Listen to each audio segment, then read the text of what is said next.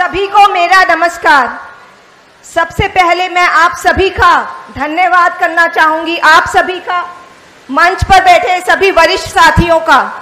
ऐसे समय में आप सभी का साथ देने का बहुत बहुत धन्यवाद। अभी तक आप सभी अब तक समझ तो गए होंगे कि दिल्ली के मुख्यमंत्री अरविंद केजरीवाल को एक गहरे राजनीतिक षड्यंत्र के तहत जेल में डाला हुआ है।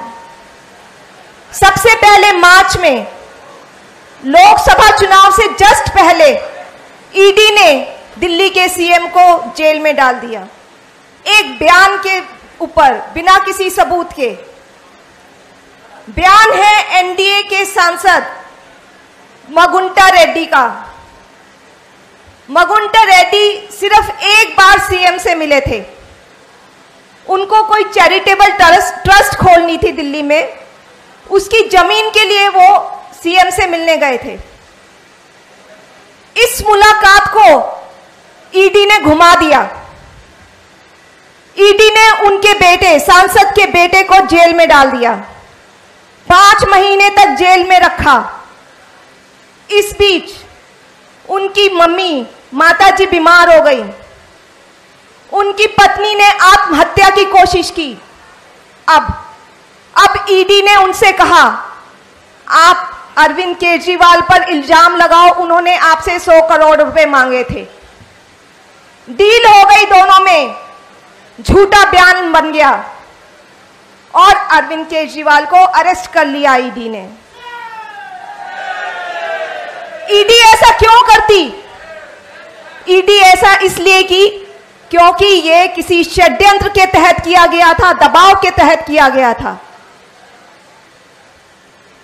ट्रायल कोर्ट ने सीएम को बेल दे दी और कहा कि बेल का लॉलीपॉप देकर एक बयान पर बिना सबूत के सीएम को गिरफ्तार किया गया और बेल मिल गई।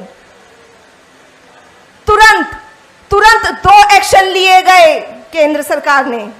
पहला, ईडी अपने वकील के भाई के कोर्ट में, अब भाई तो भाई का ही साथ देगा, अपने भाई के वकील के कोर्ट में जाकर इस बेल पर स्टे ले आई।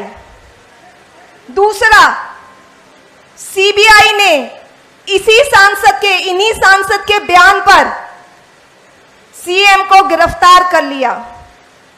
मकसद कि सीएम को जेल में ही रखना है, उनको बाहर में नहीं निकलने देना। ये सब षड्यंत्र है, राजनीतिक षड्यंत्र के तहत किया जा रहा है। अरविंद जी को 22 साल से डायबिटीज है। वो इंसुलिन लेते हैं अपनी हाई शुगर कंट्रोल करने के लिए। जब जेल गए तो उनको इंसुलिन नहीं दी गई। कोर्ट जाना पड़ा उनकी इंसुलिन दिलाने के लिए। इसका मतलब क्या हुआ? षड्यंत्र के तहत उनकी बीमारी को नजरअंदाज किया गया। अरविंद जी के हाथ पर एक सेंसर लगा हुआ है। ये रीडर है, रीडर। इस रीडर से, वो सेंसर से रीडिंग लेते हैं, जिससे शुगर का लेवल पता चलता है कि उनके शरीर में शुगर का क्या लेवल है। और इसी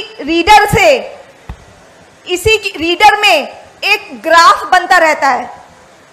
वो ग्राफ है इस तरह का, पूरा ग्राफ बनता है जिसमें पूरे दिन की शुगर लेवल रिकॉर्ड हो जाती है कि किस समय क्या शुगर लेवल था।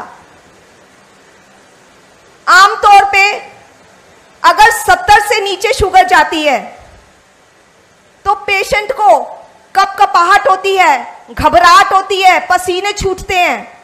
ये सब लो शुगर के सिम्टम्स हैं। घर में 5-6 महीने में कभी होता है ऐसा मुख्यमंत्री को, तो हम तुरंत उन्हें संभालते हैं, उन्हें कुछ मीठा देते हैं जिससे उनका शुगर लेवल आ जाए। अभी कुछ दिन पहले ही हमें पता चला कि जेल में तो उनकी लगातार शुगर डाउन है। 5 बारी 50 से नीचे गई है रात में सोते हुए। जाको राखे साइयां, मार सके ना कोई। ईश्वर का लाख लाख शुक्र है कि कुछ अनहोनी नहीं हुई। उनकी जान को बहुत खतरा है और साजिश षड्यंत्र के तहत उनकी बीमारी को नजरअंदाज किया जा रहा है।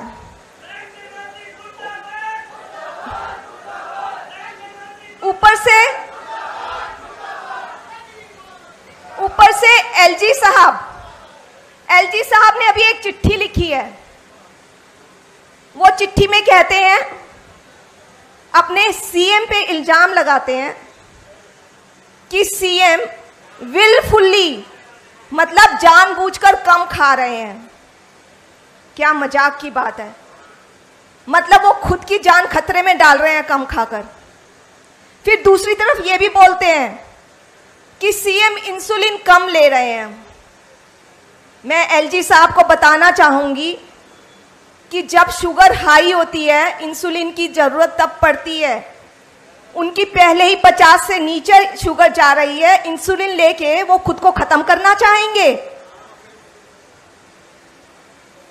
अब आप लोग बताइए, ये तानाशाही नहीं है, ये षड्यंत्र नहीं है क्या बीजेपी सरकार का?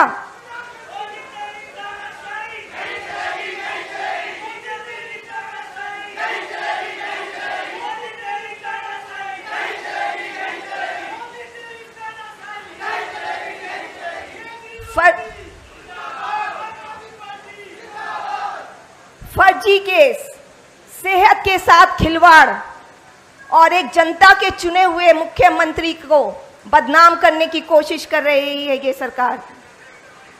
इनका सिर्फ और सिर्फ एक ही मतलब है, एक ही मकसद है कि कैसे दिल्ली के कामों को रोकना है। क्योंकि मुख्यमंत्री किसी न किसी तरह से दिल्ली के लोगों का काम नहीं रुकवाते।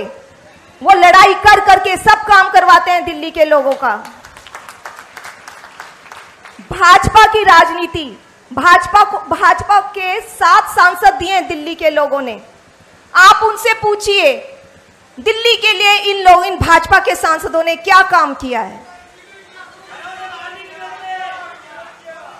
इन लोगों की सिर्फ एक ही राजनीति है, नफरत की और काम को रोकने की। लेकिन आपके मुख्यमंत्री, दिल्ली के मुख्यमंत्री इन सब बातों से नहीं डरने वाले। वो दिल्ली के लोगों के लिए, वो सभी लोगों के लिए संघर्ष करेंगे।